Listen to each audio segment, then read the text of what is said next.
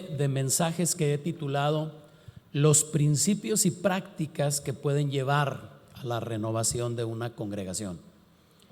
El resumen de toda esta serie se puede leer de la siguiente manera: hay 8 principios y prácticas de renovación que pueden traer frescura a nuestra vida como hijos de Dios. Con esta serie de mensajes quiero invitarles a que las conozcamos y sobre todo a que nos esforcemos por implementarlas. El tercer principio y práctica de renovación es uno del que creo les he hablado mucho, pero quiero insistir por la importancia y el peso que este principio y práctica tiene, y es orar a Dios y escuchar a Dios. ¿Puede decir esto conmigo? Orar a Dios y escuchar a Dios. Recuerden que estos principios y estas prácticas constan de 2 partes que traen balance, equilibrio o contrapeso, cada una de ellas, y juntos forman la columna vertebral de la renovación de una persona y de una congregación. Entonces hoy les hablo de este tercer principio y práctica. El principio es la necesidad de orar, la necesidad de hablar con Dios, y la práctica tiene que ver con escuchar lo que Dios tiene para decirnos. Una de las cosas que queda corta, que a veces no se entiende, es que la oración no es un monólogo. La oración no es solo lo que yo le digo a Dios. Hace muchos años un caballero, que por cierto ya murió, ya no está entre nosotros, me dijo: pastor, yo le confieso que yo no sé orar, me gustaría aprender a orar. Y yo le dije a él: no, usted sabe orar. Y me dijo: no, pastor, le aseguro que no sé orar. Y yo le hice una pregunta, le pregunté: ¿sabe usted platicar con alguien?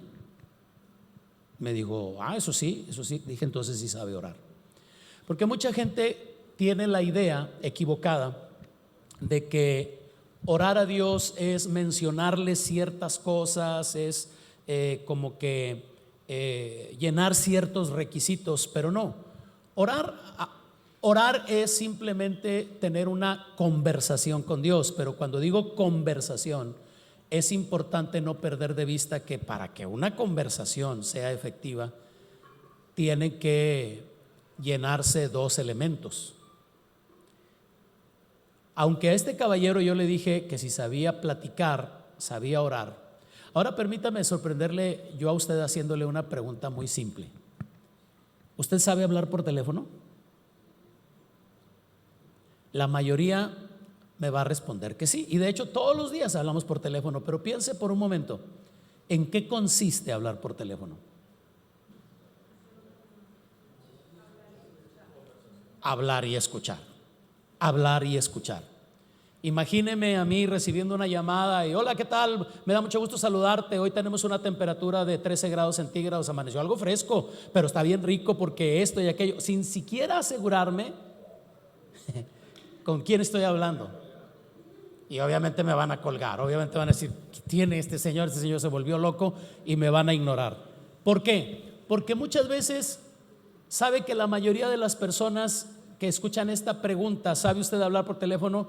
Pues es que hablar, bendito sea Dios, Dios nos ha dado ese privilegio. Pero sabe que hablar, en realidad, para tener una comunicación efectiva, lo más importante es aprender a escuchar. Porque si no logro captar lo que la otra persona me quiere preguntar, o la razón, el motivo por el que estoy recibiendo la llamada telefónica, pues simple y sencillamente queda trunco. Esto es exactamente algo que lamentablemente sucede con demasiada frecuencia en el ámbito de la fe, en el ámbito de la oración. Con mucha frecuencia la mayoría de los creyentes, voy a tener que corregir mi expresión. Debo decirles con mucha tristeza que la mayoría de los cristianos no oran. Si yo tuviera oportunidad de indagar su tiempo, cómo usted lo administra, probablemente me sorprendería yo, porque diría, no sacó tiempo en toda la semana para tener una conversación con el Señor. Y ustedes se engrosarían ese porcentaje. Algunos de ustedes, no se ofenda. Si usted toma tiempo para orar, obviamente no estoy hablando de usted. Pero la mayoría de los creyentes no toma tiempo durante su semana para orar. Ahora, del porcentaje pequeño que queda, que resta, de los que sí oran, se comete un error con mucha frecuencia, y el error es pensar que orar es simplemente todo el montón de cosas que yo necesito hacerle saber a Dios. Pero muy pocas personas se toman un momentito para escuchar lo que Dios quiere decirles. Y es una tragedia, porque hay mucha gente que discute que Dios ya no habla. No, el problema, les aseguro, no es que Dios no hable. El problema realmente está ubicado en que no hay quien escuche, no hay quien tome tiempo para escuchar. El cantautor Marcos Vidal escribió una canción en la que dice: ¿dónde está el Dios de Elías? El que se hacía oír en otros tiempos. Pero la verdad es que no debemos preguntar por dónde está el Dios de Elías, sino dónde están los Elías que escuchan las instrucciones que Dios les da. Y eso lamentablemente es una realidad con la que convivimos. Bueno, en este tercer principio y práctica quiero hablarles de estos dos elementos lo más rápido que pueda. Primera parte, orar a Dios, hablar con Dios. En Lucas capítulo 18, versículo 1, hay una expresión muy interesante del autor de este evangelio. Dice: también les refirió Jesús una parábola, atención, una parábola sobre la necesidad de orar siempre y no desmayar. Sobre la necesidad, lo puede ver ahí en la pantalla. A ver, véalo por favor por un momento y trate de responder a mi pregunta. Según la parábola que el Señor Jesucristo contó aquí, que luego está expresada, la va a poder encontrar usted a partir del versículo 2, pero en la introducción Lucas dice algo, dice que Jesús les refirió o les contó a sus contemporáneos una parábola sobre la ¿qué?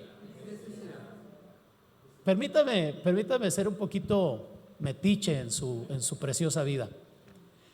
¿Usted ha llegado a ver la oración como una necesidad? ¿Habrá alguien aquí que diga: yo necesito orar?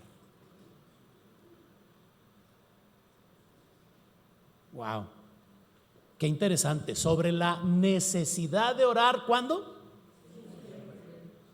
Wow, de orar siempre, incluso de no ¿qué? De no desmayar en cuanto a la oración, o sea, de no descuidarlo, de no bajar la guardia, de no disminuir eso. Y qué interesante, porque, o sea, Lucas capturó esta idea haciéndonos ver que para el Señor Jesucristo la oración es una necesidad y es algo en lo que no se debe desmayar, no debemos descuidarlo. Pero ojalá me entienda por favor la intención. No quiero incomodarle, no quise levantarle temprano esta mañana y venir a reunirnos para hacerle sentir incómodo, pero sí para llamar un poquito su atención en este sentido. ¿Realmente es la oración para mí una necesidad o es una opción? O sea, si hay tiempo, pues oro, pero si no, pues no hay tiempo y pues Dios sabe, Dios conoce mi corazón. Cómo me cae mal esa frase. Dios conoce mi corazón. Pues ese es el problema. Ese no es el privilegio. ¿Sí? Cuando una persona dice: hermano, el Señor sabe, el Señor conoce mi corazón, ese es el problema. El problema es que Dios conoce nuestro corazón y sabe que sí tuvimos tiempo, pero que preferimos hacer otra cosa, porque hay otras actividades más relevantes. Ayúdeme por favor, ayúdeme ahí desde su lugar. ¿Qué cosas son más importantes que orar?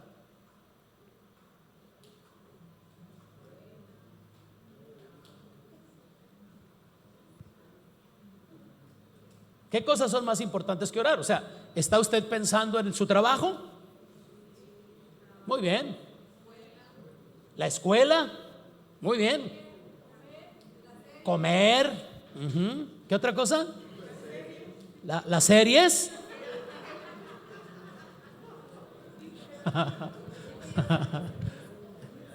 Ahí es donde está. Sí, cuando hablamos de trabajo, cuando hablamos de la escuela, cuando hablamos del alimento, estamos hablando de ¿qué? De necesidades básicas. Pero ahí está el punto. La oración casi nunca la consideramos como lo que es una necesidad. Es raro que un creyente llegue a considerarlo como una necesidad. Ahora, ojalá que en alguna manera entendamos, escúcheme por favor, que la frescura, el dinamismo en la vida cristiana es directamente proporcional a nuestra comunión con Dios. De hecho, en algún momento, tal vez lo recuerde, porque de esto yo creo haberles hablado mucho, que tal vez alguien diga, ay, ¿a poco nos va a hablar otra vez de eso? Sí, amada, sí, necesito. Ahora sí que me voy a ver como uno de los autores bíblicos y les voy a decir, para mí no es problema recordarles las mismas cosas.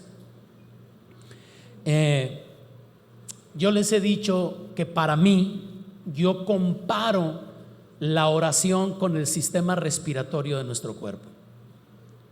Nadie de ustedes dijo respirar como una necesidad.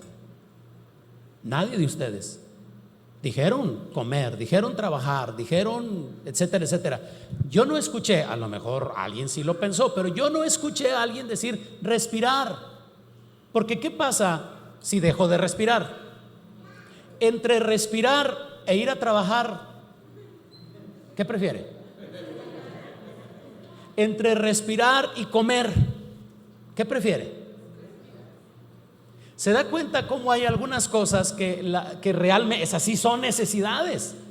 Eso sí es necesario, porque en el momento que dejo de respirar, bueno, ya ahí estamos a punto de entregar el equipo, ¿verdad? Como decían los antiguos, de colgar los tenis. Ya estamos en ese momento. Bueno, pero es que eso lo damos por sentado. O sea, si yo les digo necesidades básicas en la clase de los niños, necesidades básicas: comer, dormir, trabajar, estudiar.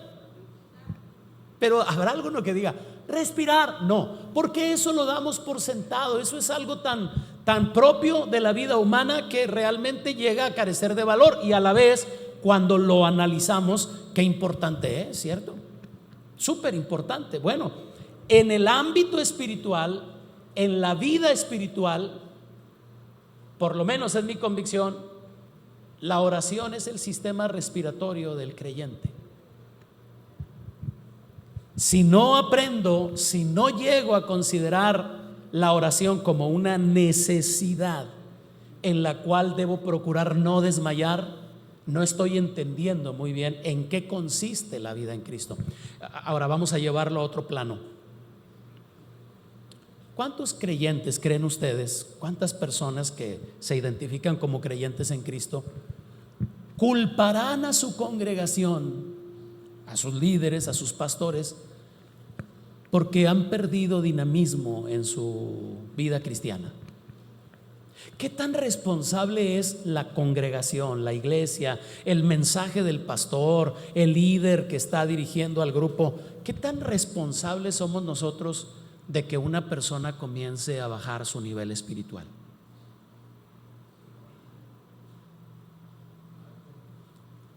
¿Mande? Un alto porcentaje. ¿Qué tan responsable soy yo de que usted respire?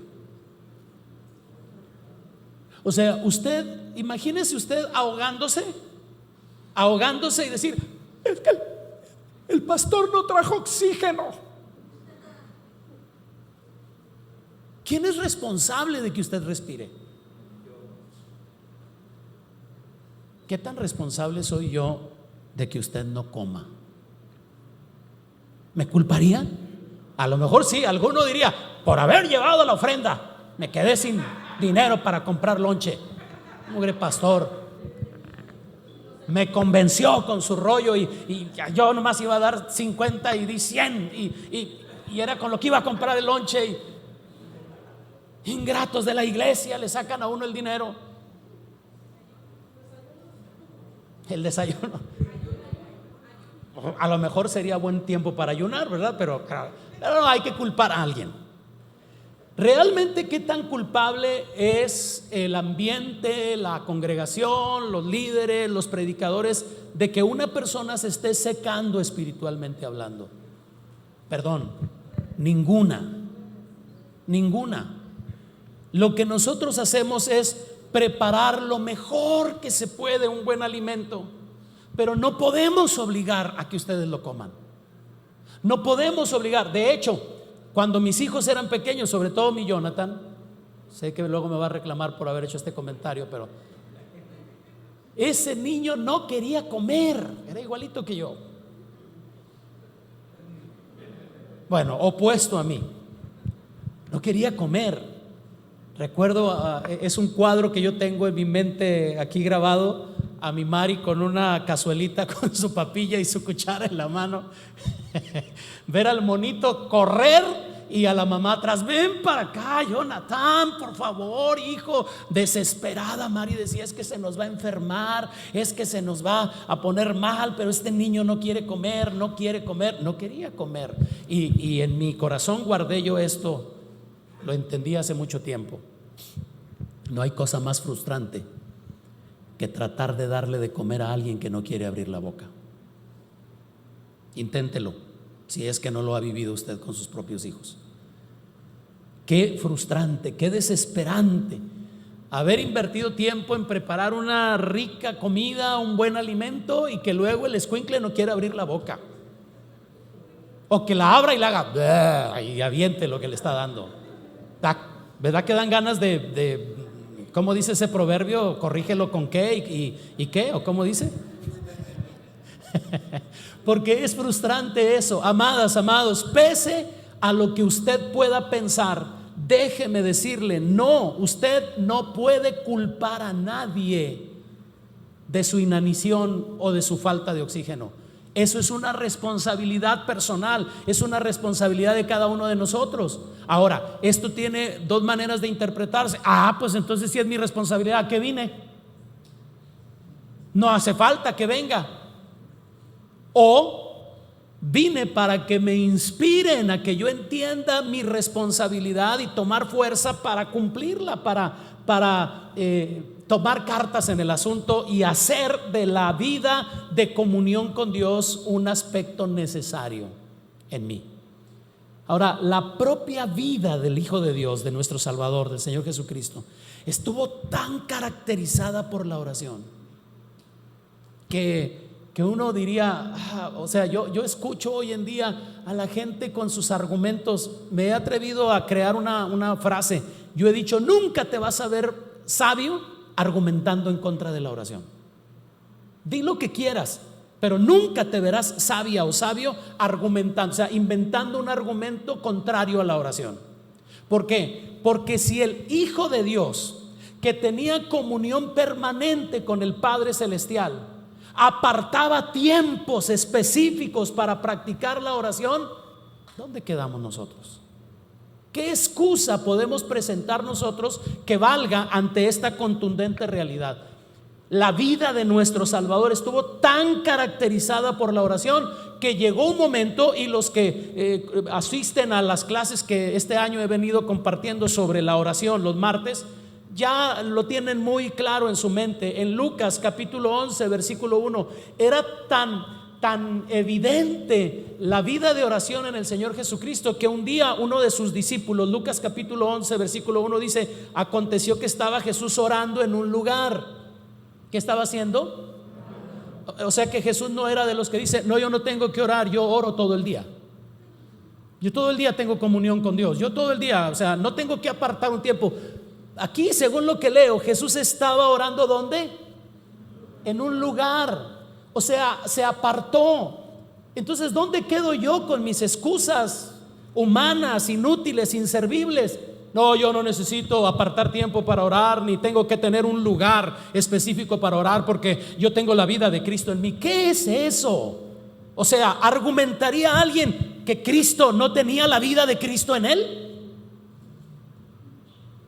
Bueno, pues si él, que tenía 100% la vida de Cristo en él, está orando en un lugar apartado, y cuando terminó, en algún modo los que estaban a distancia supieron, ya terminó de orar. Si Jesús si Jesús oraba todo el día, ¿cómo supieron que había terminado de orar?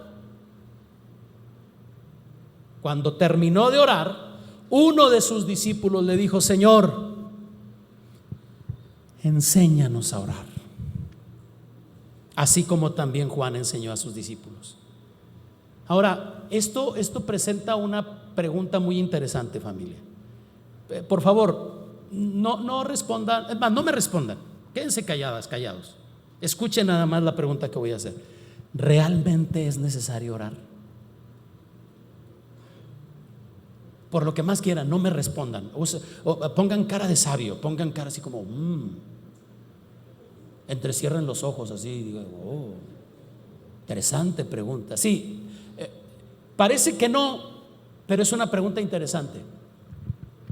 Si Dios es soberano y al final va a hacer lo que Él decida hacer, ¿qué caso tiene orar?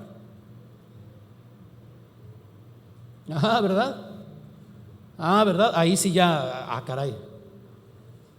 ¿Puede en alguna manera mi oración cambiar el punto de vista de Dios? O sea, ¿me atrevo yo, humano, pequeño, miserable, gusano que se arrastra por la tierra?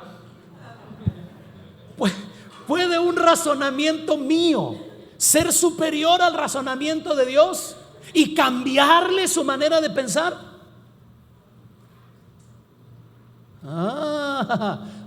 Ya parece como que ya ahora sí. A ver, oiga, sí está interesante la pregunta. ¿Es necesario orar? La respuesta a esta pregunta la encontramos cuando comprendemos el plan original o la intención original por la que Dios creó al hombre en el planeta. Piense por un momento, ¿para qué creó Dios al ser humano en este planeta?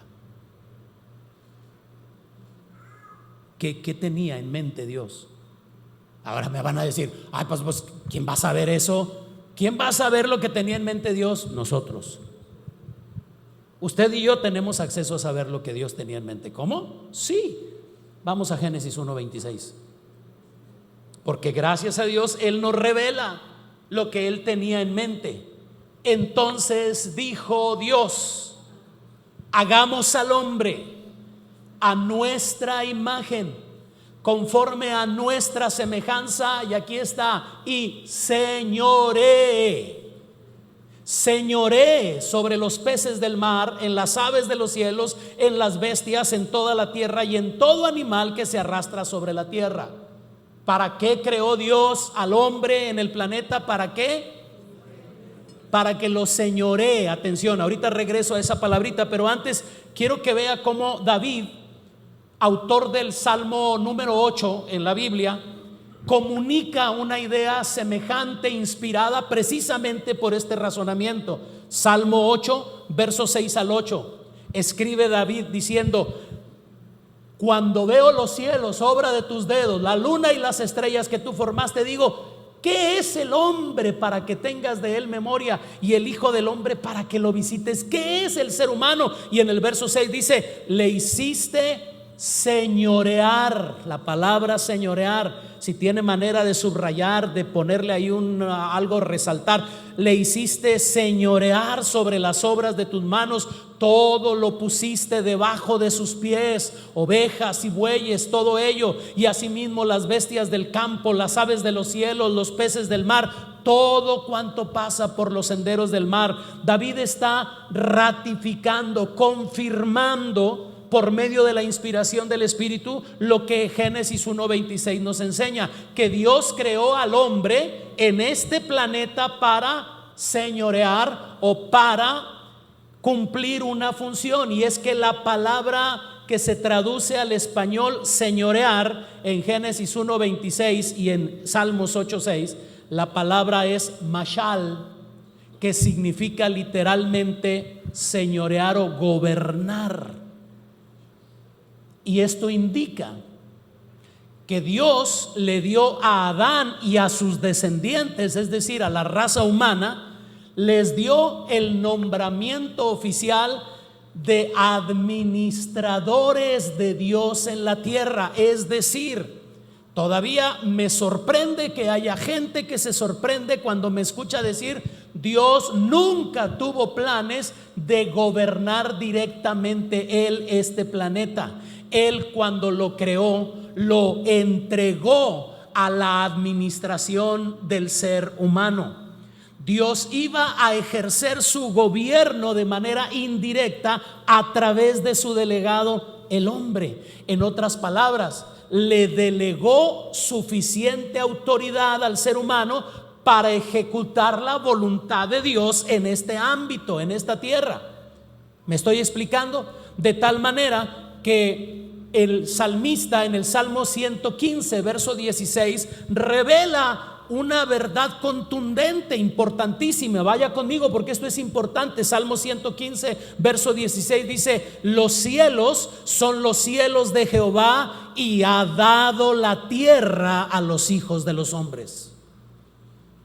¿Cómo? Sí, quiero aclararle. No, Dios no se dio la propiedad de la tierra. La tierra no es mía ni es suya, aunque humanamente hablando estoy batallando para terminar de pagar el terreno y la casa y cuánta cosa, y me hago la ilusión de que estoy comprando un lugar y que se lo voy a dejar a perpetuidad a mis hijos. Cuando compras un terreno de Panteón, te dicen que es caro porque es una propiedad a perpetuidad. Pues sí, sacan tus huesos y venden eso y ya se acabó. O sea, si nadie lo reclamó, según nos hacemos la ilusión. Pero ¿de quién es realmente la tierra? La propiedad de la tierra le pertenece a Dios. De Jehová es la tierra y su plenitud, el mundo y los que en él habitan. Así está escrito. Ya le están prendiendo el volumen al Pal Norte. Ya sintieron la música. Déjenme ir a checar cómo está. No. Obviamente Dios no abdicó ni renunció a la propiedad de la tierra, sino lo que la Biblia nos muestra, familia, es que Dios le asignó a la humanidad la responsabilidad de gobernar este planeta. En otras palabras, escúcheme, porque aquí es donde, si logramos capturar esta idea que le voy a comunicar a continuación, si la logramos entender en nuestro espíritu, comprenderemos el valor de la oración. Mucha atención. Quiere esto decir que cuando Dios le entregó esta delegación de autoridad a Adán y a la raza humana, como fueran las cosas en este planeta, para bien o para mal, dependían de Adán y de su descendencia y no de Dios. ¿Cómo? Sí. ¿Por qué me atrevo a decir que si capturo esta idea, si la logro meter a mi corazón, va a cambiar mi manera de ver la oración? Porque a veces nosotros no entendemos. Mi casa está como está debido a que yo soy el que está gobernando ese pedacito de tierra. No es Dios ni el diablo. Diablo mugroso, mira cómo me ha llenado de telarañas las paredes. Diablo mugroso está, mira nomás los cimientos ya se están viendo. Tremendo diablo. O uno más espiritual: si la casa se cae, Dios la sostendrá.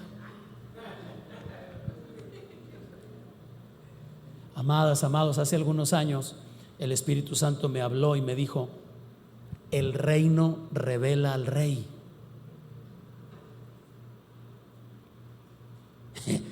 Yo pensé, qué tremendas revelaciones. ¿Cómo no me hablas de las profundidades del infierno y otras cosas? ¿Qué tiene que ver esto? El reino revela al rey. Sí, analícelo.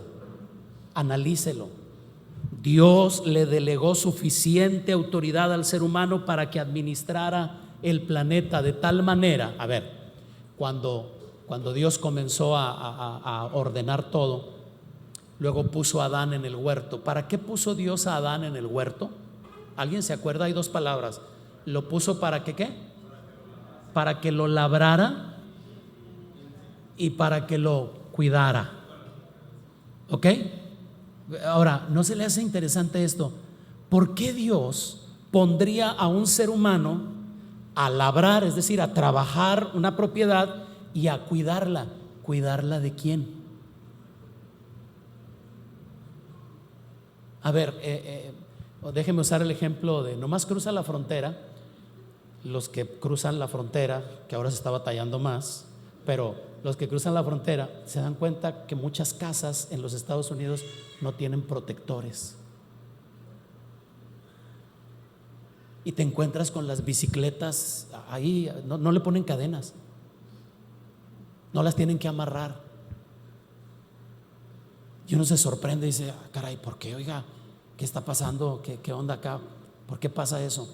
Porque no tienen necesidad de estarse cuidando de ladrones, porque allá el más amolado gana bien. Bueno, ¿por qué Dios pondría al ser humano en el huerto? Para que lo cuidara. Entonces he jugado con esto, sígame la corriente. ¿Usted cree que Dios no sabía que los elefantes después de comer hacen unas gracias enormes? Qué mal gusto, déjeme cambiarlo. ¿Usted cree que Dios no sabía que los conejos se multiplican como conejos? ¿Usted cree que Dios no sabía que los árboles hermosos y frondosos en el otoño se les caen todas las hojas? Entonces imagínese usted un día a Adán presentarse ante el Señor y que el Señor le dijera: ¿cómo va el huerto, Adán? Y Adán le dijera: Señor, ya se me echó a perder, ¿me puedes dar otro? Que suena risible, pero ¿no es eso lo que nosotros hacemos? Ay, Señor, este carro ya no me gusta porque está muy destartalado, ¿me das otro? ¿Por qué está destartalado? El diablo se metió aquí, luego se ve a la cajuela, aquí ha dormido el diablo. Este es un nido de demonios. ¿Me está captando? O sea, ¿quién es el responsable de que no luzcan así las cosas? No me quieren responder, está bien, déjenme seguir argumentando. Cuando entendemos, atención, cuando entendemos que Dios no creó el planeta con la intención de gobernarlo Él directamente, sino que lo creó para delegar a alguien material, a alguien físico, porque Dios es espíritu. Pero nos creó a nosotros físicos en un mundo físico para que ejerciéramos su reino espiritual en la tierra. Es decir, como vaya el planeta a partir del momento en que Dios le delega esta responsabilidad a Adán, es responsabilidad total de Adán y de su descendencia cómo están caminando las cosas. Ahora, es asombroso, pero a ver si el Espíritu de Dios me está ayudando y usted ya captó. Por eso tengo que orar. ¿Por qué? Casi creí que me iban a responder y dije: nos ahorramos 20 minutos, pero no, voy a tener que. ¿Por qué necesito orar? Porque la oración es la conexión entre el ser que creó esta dimensión y yo, el delegado para ejercer su autoridad. Cuando yo me conecto con Él, Él me ayuda a cumplir mi función para que las cosas sean distintas, para que se haga su voluntad como en el cielo. ¿Cómo dice? Entonces, por supuesto que Dios es soberano, por supuesto que Dios es todopoderoso, pero se autolimitó en lo que respecta a los asuntos de la tierra a trabajar a través de los seres humanos, no independientemente de ellos. Se puede sorprender, le puede parecer extraño, le pido que se dé permiso de oír lo que voy a declarar, pero no, Dios no está gobernando este planeta.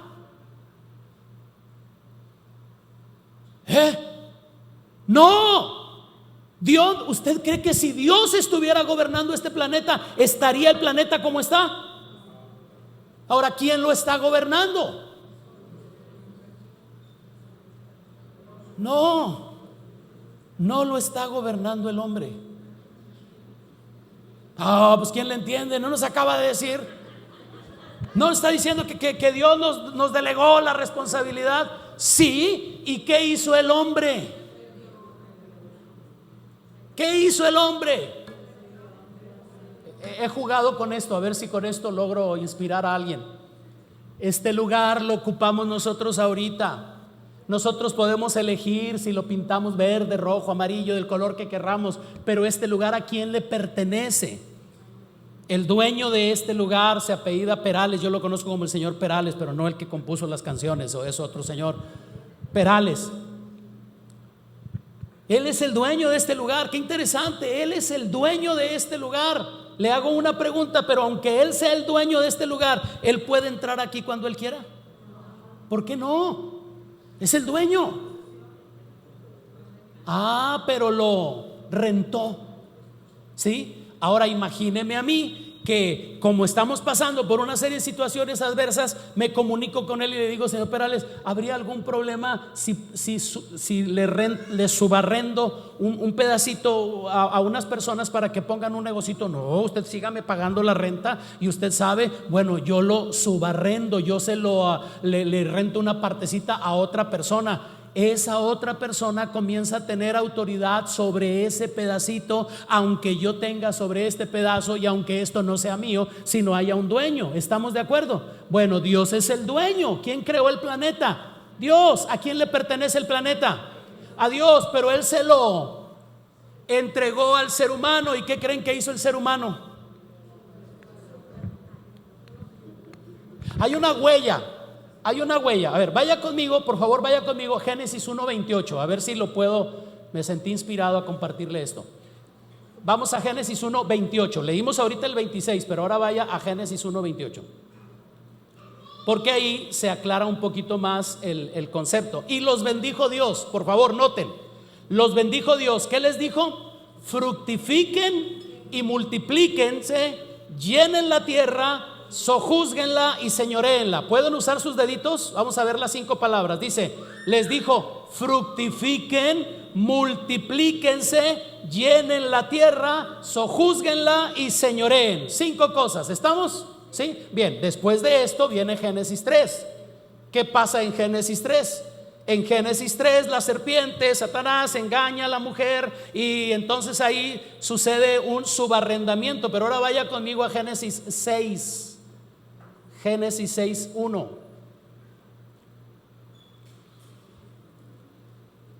Aconteció que cuando los hombres comenzaron a multiplicarse sobre la faz de la tierra, hubo un fenómeno ahí desagradable, etcétera, etcétera. Pero ahora vamos al verso 9.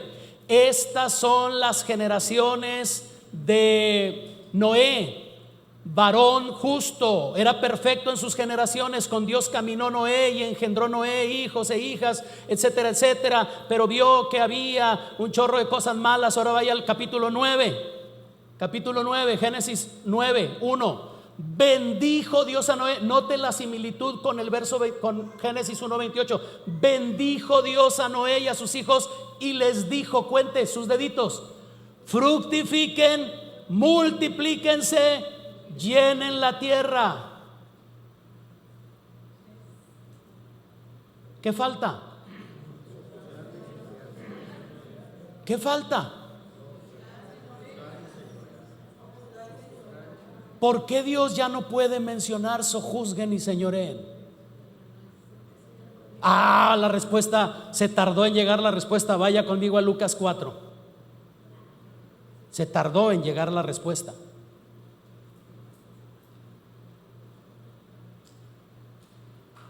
Lucas 4, verso 6. Cuando Satanás está tentando al Señor Jesucristo, le dijo el diablo al Señor Jesucristo: a ti te daré toda esta potestad y la gloria de ellos, porque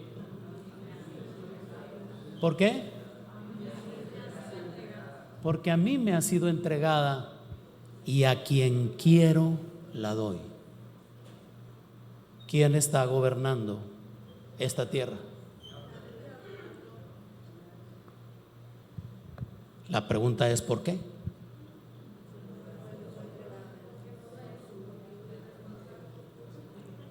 ¿Quién falló? ¿Quién? Adán, Eva, mugrosos. Estos fueron los que ahora caigo en cuenta, tráiganmelos aquí para justiciarlos, que mueran. Y entonces nos va a sorprender el profeta Natán diciendo: tú eres ese hombre. ¿Por qué? A ver, ¿qué culpa tienen Adán y Eva de que mi casa se esté cayendo? ¿Qué culpa tienen Adán y Eva de que mi carro parezca el nido de los demonios que durmieron anoche? ¿Qué culpa tienen ellos de mi condición, de mi situación? ¿Me estoy explicando?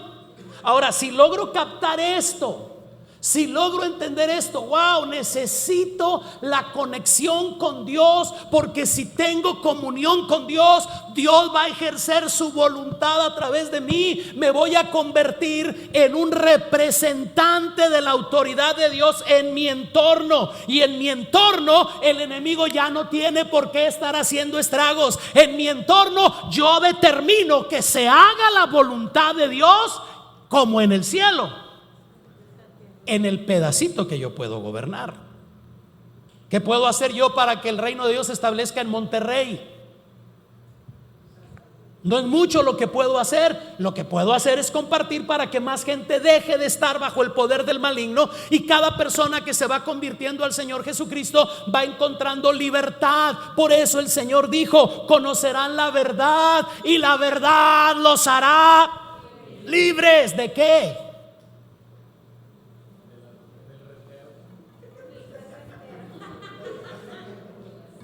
Del que le subarrendamos.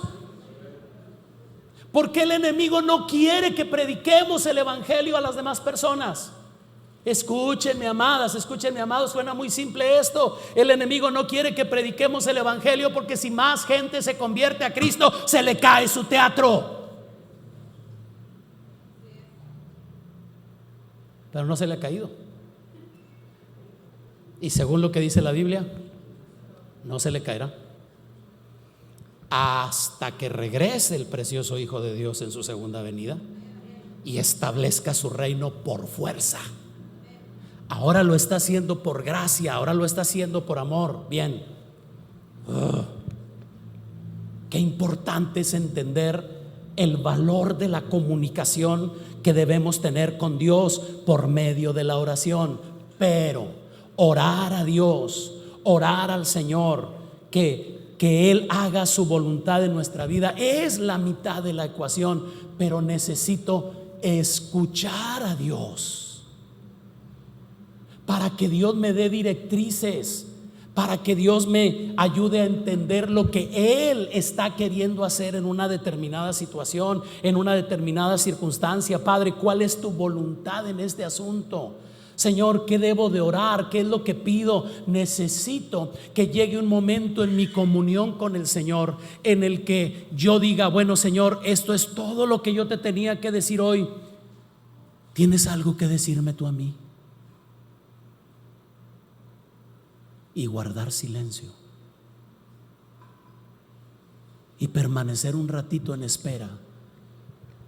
Muchos de nosotros que pensamos que Dios ya no habla, podríamos ser sorprendidos escuchando una voz suave, dulce, diciéndonos: haz esto. Imagínese escuchar un susurro que diga: te amo, mi hijo precioso. Te amo, mi hija. Eso cambia completamente la ecuación. Mucha gente que no ha creído que Dios puede hablar, o que solo lo hace con textos de la Biblia.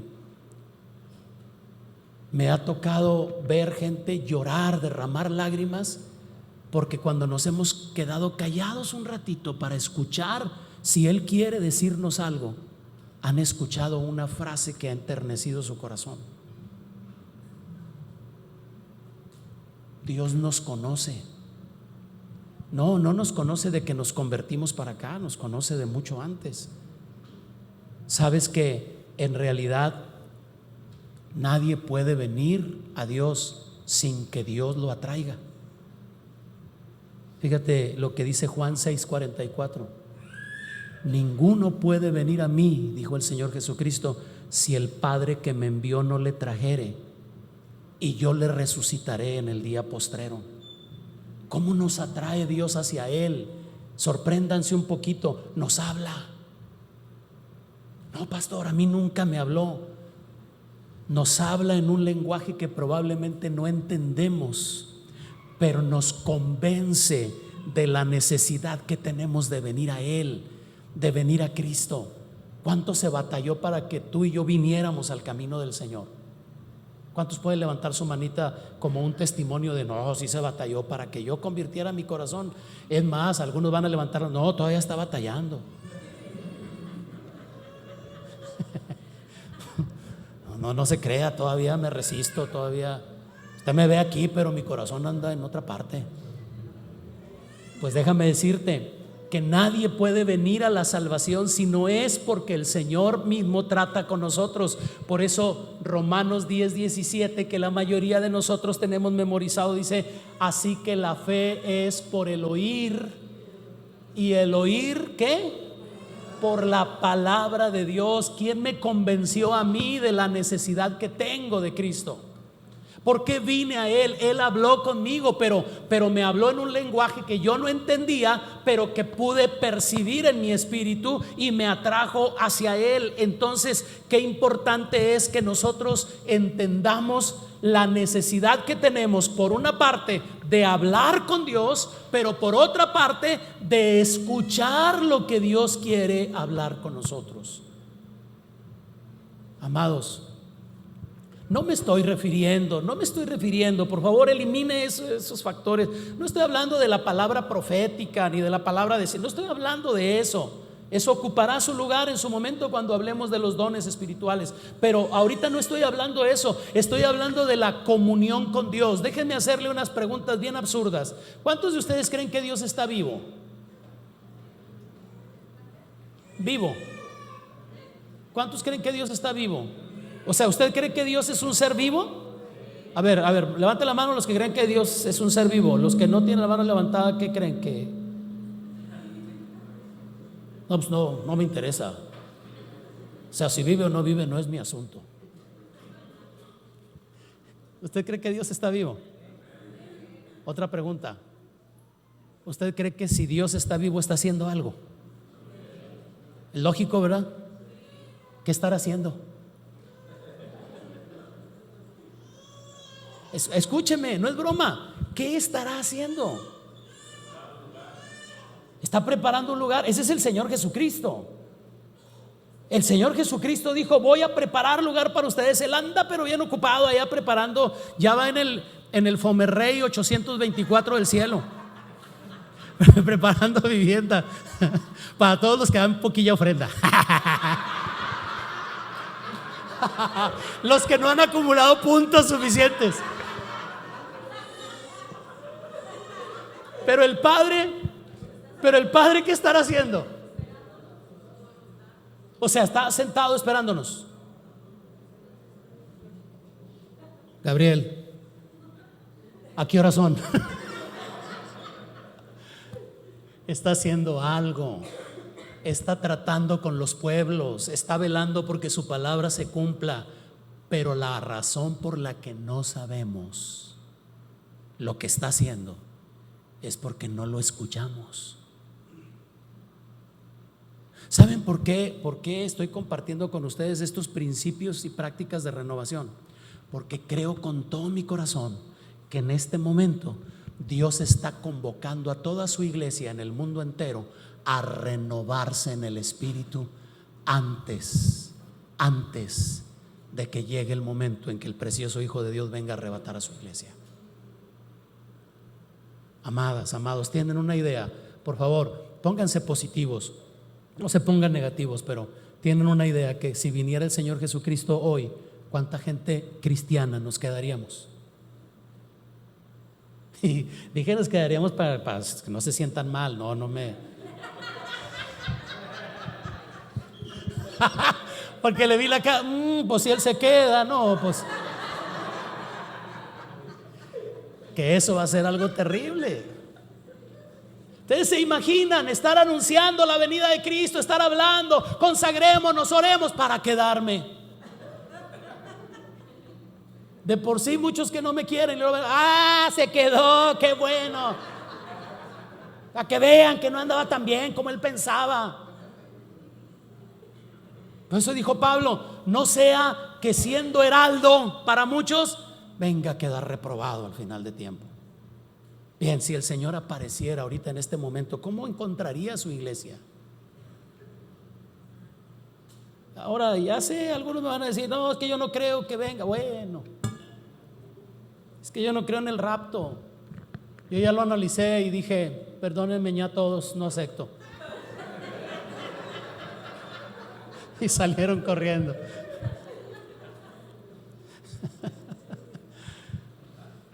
Amadas, amados, pero dice la Escritura, advierte la Escritura, dice que no cometamos el error de correr con los que tienen en poco su venida.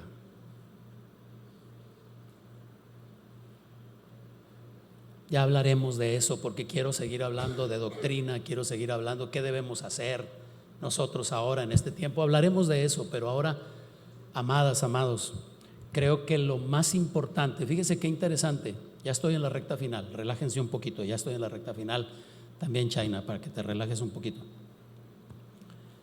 En Mateo 7, el Señor Jesucristo contó algo muy terrible. Dijo que cuando llegue el tiempo del fin, muchos se van a acercar al Señor y le van a decir, Señor, Señor, en tu nombre hicimos, en tu nombre hicimos, en tu nombre hicimos. Y dice que el Señor les tendrá que decir a esas personas, apártense de mí, no los conozco. ¿Qué? ¿Por qué cree usted que esas personas eran desconocidas para el Señor? Escúchame por favor. Porque ninguna de las cosas que estamos supuestos a hacer para Dios están supuestas a realizarse sin la comunión con Él. Voy a repetir la frase. Ninguna de las cosas que estamos supuestos a hacer para Dios están supuestas para realizarse sin comunión con Él. Si lo que hacemos realmente va a tener un peso en la eternidad, familia, es porque depende de que tengamos comunión con Dios. No va a ser, va a sonar extraño esto, no va a ser cuánto conozco, sino cuánto me conocen a mí en el cielo. Amadas, amados, a ver si lo logro transmitir. ¿Conocen tu voz en el cielo? Cuando tú dices, Padre precioso, te doy gracias esta mañana, alguien arriba dice, ya está empezando a orar Marta, ya está empezando a orar Leti, ya está empezando a orar. ¿Conocerán nuestra voz allá?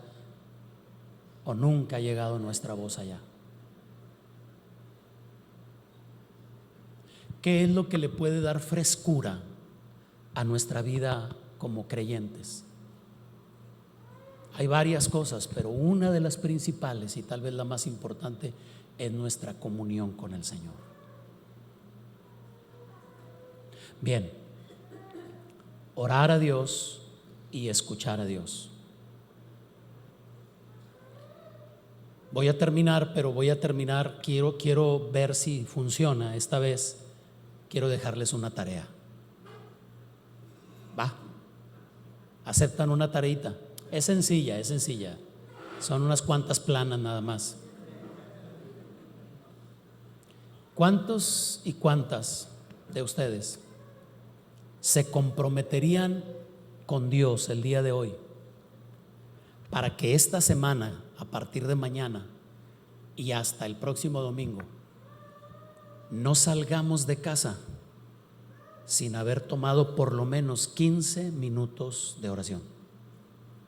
¿Quién se podría comprometer con eso? Ahora, los 15 minutos se van a distribuir así: 13 minutos hablando con Dios y 2 minutos guardando silencio. No voy a salir de mi casa. Ahora, los que dicen: ay, pastor, no sea bárbaro, yo oro 1 hora, síguelo haciendo.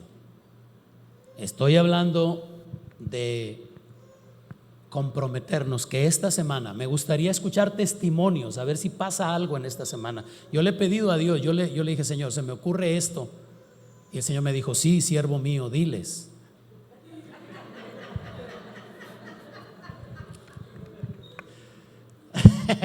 Cuando yo le dije: Señor, se me ocurre esta idea, dijo: 15 minutos. Bueno, ándale pues, diles.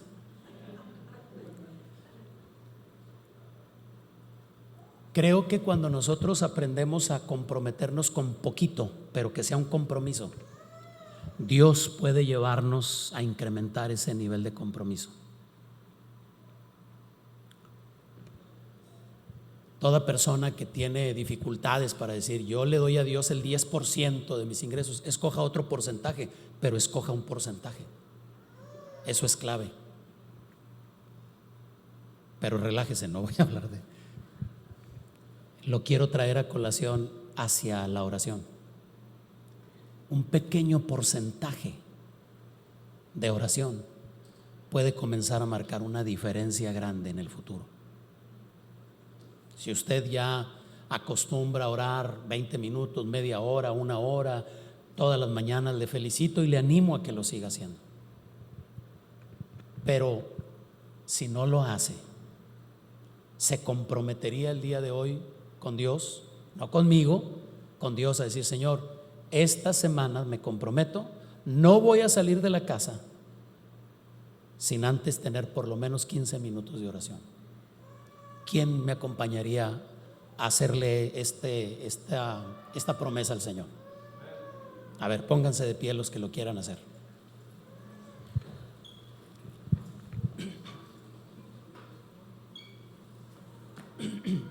Le recomiendo, si lo va a hacer, que tenga esos 15 minutos, o sea, que se prepare. Ya me quedan 15 minutos para salir de la casa.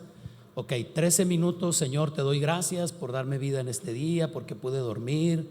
Ay, Señor, ese sueño que tuve me perturbó, pero ayúdame. Si me estás hablando tú, si me estás enseñando algo, esto y aquello. Y luego, cuando llegue al minuto 13, decir: Señor, ya te dije lo que te tenía que decir, ahora me quieres hablar tú a mí. Le recomiendo que tenga una libreta y una pluma al alcance de su mano.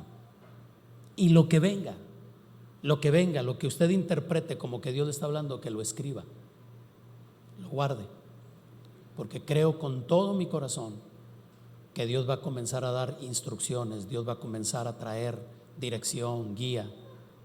Otra vez, si usted ya lo hace, sígalo haciendo, pero si nunca lo ha hecho, agarre una libretita, una pluma y escriba: vino este pensamiento, vino esta idea, vino esta imagen, me acordé de este versículo, etcétera, para que cuando termine la semana usted vea, haga un repaso y diga: wow, Dios me habló esta semana. Y luego el domingo venga y nos comparte. Voy a pedir algunos testimonios. A ver, Dios habló algo, Dios dijo algo a su vida. Mande.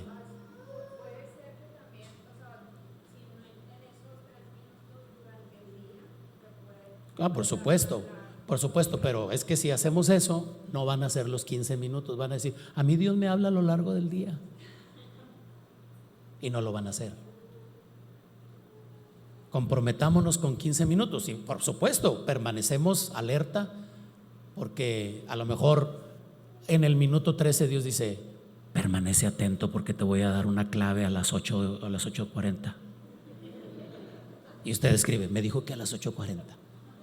Y luego a las 8:40 se cae su suegra y dice: gloria a Dios, Dios va a derribar a todos mis adversarios y va. Perdón a las suegras, perdón, mal chiste. ¿Captamos? ¿Nos comprometemos? Venga, vamos a comprometernos, pero comprométase usted con Dios. Esta vez yo no voy a orar,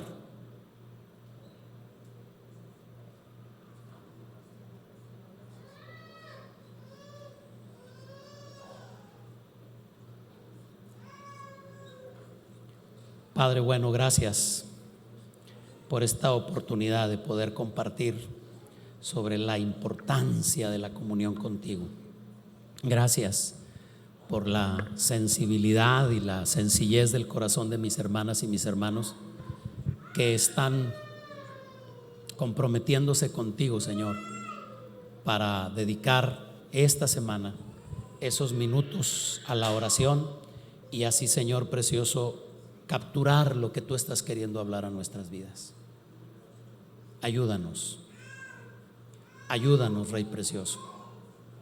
Escucha el compromiso que cada una de mis hermanas y cada uno de mis hermanos está haciendo y con lo que está comprometiéndose contigo para dejar esa pauta bien establecida, Señor, y que así tu nombre pueda ser glorificado en nuestras vidas cuando tú nos hablas, cuando tú nos instruyes, cuando tú nos direccionas. Me comprometo esta semana, Señor, a no salir de casa sin dedicar por lo menos 15 minutos a la comunión contigo. Me comprometo también a guardar silencio algunos de esos minutos para escuchar lo que tú quieras hablar a mi vida. Háblame, Señor, háblame. Quiero aprender, quiero entender. En el nombre precioso de Jesucristo. Amén.